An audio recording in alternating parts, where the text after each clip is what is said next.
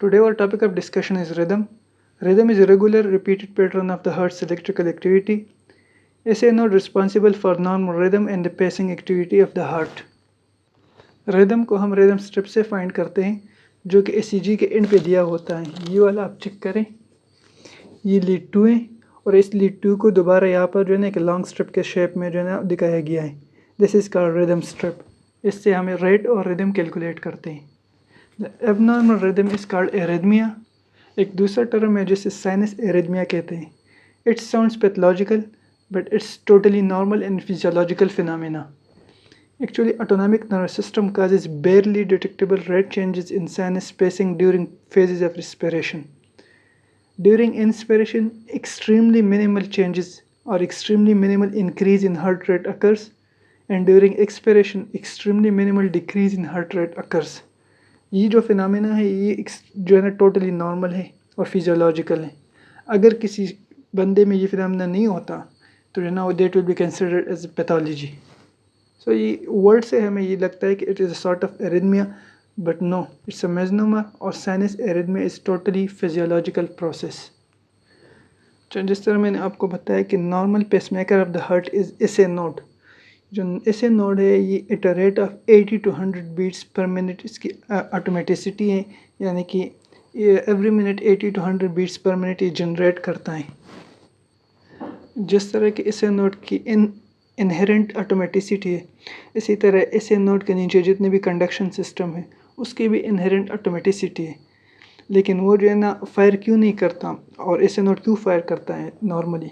क्योंकि जो S A node है वो ओवर ड्राइव सप्रेस करता है. जो जितने भी नीचे फोसाई होते हैं या फोकाई होते हैं उसको ओवर ड्राइव सप्रेस करता है. अब ओवर ड्राइव सप्रेस करने का क्या मतलब है? मतलब इसका ये है कि वो वाला फोकस जिसका सबसे ज़्यादा रेट हो, जो सबसे तेज़ जो है ना वो फायर कर सकता हो, सही है, पर मिनट, तो वो जो है ना सब वो ओवर ड्राइव करेगा दूसरों को, सही है. वो दूसरों को जो है ना वो सप्रेस करेगा, ख़ुद जो है ना अपना वाला रेट है उसको एक्सप्रेस करेगा. जो इसे नोड है यहाँ पर मैंने मेंशन किया है, इसकी जो इनहेरेंट फायरिंग रेट है that is 80 to 100 beats per minute. अच्छा, अब इसे नोड के नीचे लेट्स से कि इसे नोड जो है ना वो लेट्स से जो इसे नोड है हमारे पास डिफेक्टिव हो गया और उसने फायरिंग बंद कर दी, तो इस नेट के नीचे जो सबसे पहले फोकस जो एक्सप्रेस करेगा अपने आप को, that will be atrial focus. क्यों? क्योंकि एट्रियल फोकस की जो इनहेरेंट रेट है that is 60 to 80 beats per minute. Let's say अगर जो एट्रियल फोकस है वो भी डिफेक्टिव हो, वो भी फायरिंग जो है ना उसने छोड़ ली, तो इसके नीचे वाला जो फोकस है junctional focus that will take over. और जंक्शनल फोकस की उसकी जो इनहेरेंट रेट है that is 40 to 60 beats per minute. इसी तरह लेट्स से कि ये भी इसने भी जो है ना काम करना छोड़ लिया, तो सबसे लास्ट वाला जो हमारे पास एक ऑप्शन रह जाता है डेट इज़ वेंट्रिकुलर फोकस, जिसकी जो इनहेरेंट रेट है that is 20 to 40 beats per minute. अच्छा, ये जो है ना एक प्रोटेक्टिव मैकेनिज़्म है नेचर की कि लेट्स से अगर सबसे पहले वाला जो पेस मेकर है वो डिफेक्टिव हो गया या जो है ना उसने काम करना छोड़ लिया, तो इसके नीचे वाला जो एट्रियल फोकाई है वो जो है ना एज ए पेस मेकर काम करना शुरू कर देता है. अगर उसने भी जो काम करना उसने भी काम करना छोड़ लिया, तो इसके नीचे वाला जो है ना वो जंक्शनल फोकस वो जो है ना टेक ओवर कर लेगा. उसने भी काम करना छोड़ लिया, तो सबसे लास्ट वाला जो हमारे पास ऑप्शन रहता है डेट इज़ वेंट्रिकुलर फोकस, जिसकी बहुत ही जो है ना कम हार्ट रेट है और जो वो टेक ओवर कर लेगा. This is just a protective mechanism of the nature. ये ओवर ड्राइव सप्रेशन की खासियत ये है कि overdrive suppression allows the automaticity center with the fastest rate to be the dominant pacemaker. अब criteria for the normal rhythm. अब हमें ECG पे किस तरह पता चलेगा कि ये नॉर्मल रिदम है कि नहीं है? तो ये 4 चीज़ें हमने देखनी है. सबसे पहले तो आप देखें कि P wave before each and every QRS के, हर एक क्यूआरएस से पहले पी वेव है कि नहीं है. और इसी तरह आप देखेंगे QRS after each P wave, कि हर एक क्यूआरएस के बाद जो है ना जो नया साइकिल शुरू हो रहा है इसमें पी वेव है कि नहीं. और इसी तरह आपने पीयर इंटरवल देखना है.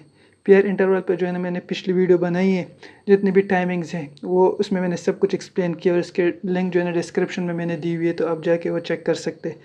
और इसी तरह जो है ना क्यूआरएस की ड्यूरेशन, तो पीयर इंटरवल और क्यूआरएस की ड्यूरेशन दोनों आपने चेक करनी है कि ये जो है ना नॉर्मल से ज़्यादा तो नहीं है. अगर नॉर्मल है that will be considered as a normal rhythm, अगर ज़्यादा है तो that is some sort of pathology, जो कि हम नेक्स्ट वीडियो में फिर एक्सप्लेन करेंगे कौन कौन सी पैथोलॉजीज हो सकती है. तो ये 4 पॉइंट्स ये आपने देखने होते हैं एक ECG रिदम स्ट्रिप में कि हमारे पास नॉर्मल रिदम है या इसमें कोई एरिथमिया है. اس کورس میں ہم صرف وہ ایریدمیاز ڈسکس کریں گے that are related to the final professional MBBS exam, جو کہ ہمارے فائنل ایئر ایگزام کے لحاظ سے بہت زیادہ ضروری ہے وہ ایریدمیاز. باقی تو ایریدمیاز پہ بہت بڑی بک بھی جو ہے نا بندہ لکھ سکتا ہے، لیکن I will discuss only that arrhythmias which are very much important for our final professional MBBS exam. اس کے لیے جو ہے نا جو دوسری ویڈیو آنے والی ہے اس میں نے ساری ایریدمیاز بہت ہی ڈیٹیل کے ساتھ ایکسپلین کیے. اس کی لنک جو ہے نا وہ بھی میں نے اس ویڈیو کے ڈسکرپشن میں دی ہوئی ہے.